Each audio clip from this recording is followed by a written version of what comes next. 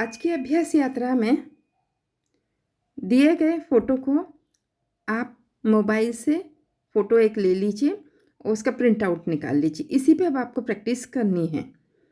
जो मैंने आपको साथ में एक संकेत चित्र दिया है, इस संकेत चित्र के अनुसार आप अपनी हथेली पर रेखाओं और विभिन्न क्षेत्रों की स्थितियों के बारे में ड्रॉ कर करके प्रैक्टिस करके उन्हें याद रख सकते हैं।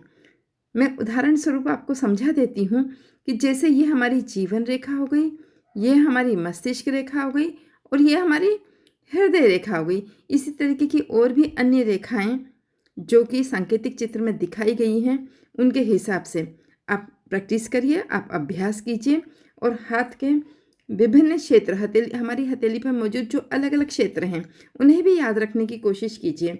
जैसे ये हमारे बुध का क्षेत्र हो गया, ये हमारे सूर्य का क्षेत्र हो गया, ये हमारे शनि का क्षेत्र हो गया और ये हमारे गुरु का क्षेत्र हो गया, है ना। इसी तरीके से ये हमारे शुक्र का क्षेत्र हो गया, है ना। यहाँ पर ये मंगल का क्षेत्र हो गया। एक मंगल का क्षेत्र हमारे हथेली में और भी होता है जो कि हृदय रेखा और मस्तिष्क रेखा के बीच में स्थित होता है ना।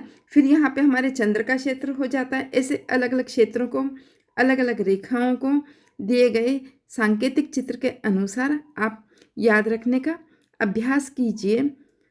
पेंसिल से ड्रॉ कीजिए, रबर से मिटाइए, फिर पेंसिल से ड्रॉ कीजिए, फिर रबर से मिटाइए।